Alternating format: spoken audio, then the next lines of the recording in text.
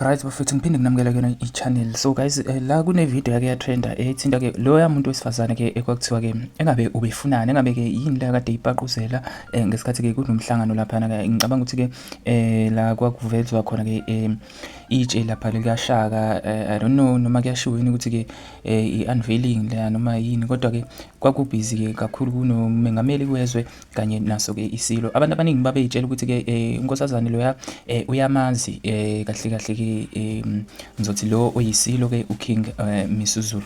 So ngempela ke kwagcina ke kufinyelela ekuthenini naye agcine ke ekwazile ke ukukhuluma noma ke ukuphefumula ngalo lolu daba. So kuthiwa ke isilo siyamazi lo owesifazane ke owadala ke udungunyane ke khona lapha eKing Shaka. Isilo ke siwukhomba ekhaya kahle kahle ke umkhuba ngowesifazane ke owavinjwa amaphoyisa ezama ke ukungena estage lapho ke kwakuhleli khona ke undunankulu uThami Ntuli nomengameli Cyril Ramaphosa emcimbini ke wokwembulwa ke kumfuziselo welembe ke esikhunuleni ke sizindiza iKing Shaka International Airport. Siphefumule ke ngomgqibelo ke isilo ngesikhathi ke kunomkhuleko ke lapha wamaNazaretha ke esigodlweni ke enyokeni kwaNongoma. Isilo ke sigagule isibongo sowesifazane sathi ke kodwa uthunywe abakubo abaphikisa ukuhlala kwaso kuphike esihlalweni lesi ke esihleli kusona. Isilo ke sithe lo owesifazane ke owakwaNgcobo futhi ke siyamazi kodwa ke asikaze sibe ke nabudlelwane ke naye njengoba ke beku nokungundaza ke okunjalo. Ukumcaphuna ke nje isilo lapha ke sithi ke kuningi okukhulunyiwe abantu ke kulezi zinkundla ke ezokuxhumana ke ngalesi sigameko. Bakwethu akusiyona ke intombi yami, bakwazelaphi ke ukuthi ke eyami.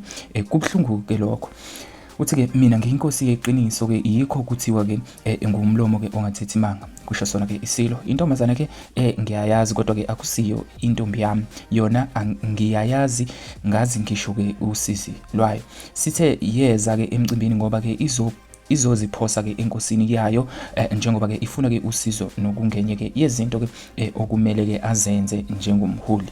Uqhuba ke nalo lolu daba ngani zakwethu ke indlulamithi ke iveza ukuthi lolu daba bazolisukumela ke balisebenze ke njengoba ke efuna ke kuphume lonke iqiniso ke linjengoba linjalo. Ithe ke okwenza ke akhulume ngalolu daba yize bebengekho noma ke bebengezele lona lapha kade bekhona ukuthi wonke umuntu ke ukhuluma ke akuthandayo ngalo. Okhulumela ke inkosi yamaqadi umnumzane Sikwa Ngcobo uthe ke abamazi ke owesifazane kodwa ke nabo bazokwazi ukuthi ke basukumele phezulu ngalo lolu daba. Uthe ke lapha ke ngoba isilo ke sishilo ukuthi siyamazi bazohlangana ke naso ngokusheshsha ukuze ke kuvikeleke noma ke kuvele ukuthi ke kahle kahle kwenzakalani. Okhulumela ke amaNazaretha ohlangothini ke lwasebuhleni umnumzane Thokozani Mncwabe uveze ukuthi ke akwazi ukuthi ke owesifazane uhamba inkonzo yomama ke njengoba ke esenomntwana. Uthi ke akanaso isiqiniseko sokuthi ke umama lo waya noma usisi lo waya uyiNazaretha ke lakuliphi ithempeli, kodwa ke umlayezo noma ke umyalezo abanga ukhipha ukuthi ke uma kukhona ke abakhokheli abamaziyo abahlali naye phansi bakhulume bamyale ngendlela ke yokuziphatha ke komuntu ke noma ke kwabesifazane ke abangamaNazaretha ke kuchaza yena lapha ke uThokozani wakwaMncwabe. Nganza kwethu ngifisa ke ukuphawula kwakho ngalolu daba ukuthi ke ngabe kukhona yini ukuqondayo noma ke kukhona yini kongakusho ke ukuthinta lona lolu daba kuyona ke i-comment section. If ever you have anything to say asihlangane khona la ngezansi, ungakhohlwa ke ukulike le video nokusubscribe kuyona ke i-channel. Thank you.